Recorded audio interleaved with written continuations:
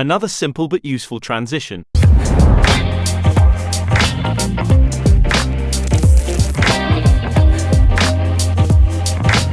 Today's video is sponsored by the Greek summer.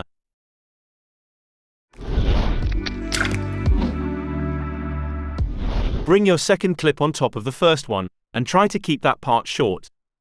Cut both of the clips in the part where they are overlapping.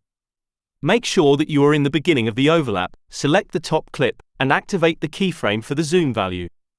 Increase the zoom around 2.5. Go to the end of the transition, and bring down the zoom value to 1. From the effects library, search for the invert and drag it to the top clip. Make a cut for every frame, select every second frame and delete them. Select the second cut, go to the Effects tab, and uncheck one color channel. Go to the next cut, and uncheck another color channel.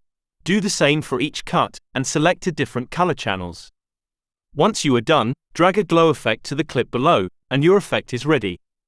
In case you were expecting a better tutorial, I'm on my vacation, so I don't really care. If you like this clip, subscribe to this channel. If you didn't, subscribe and close your eyes.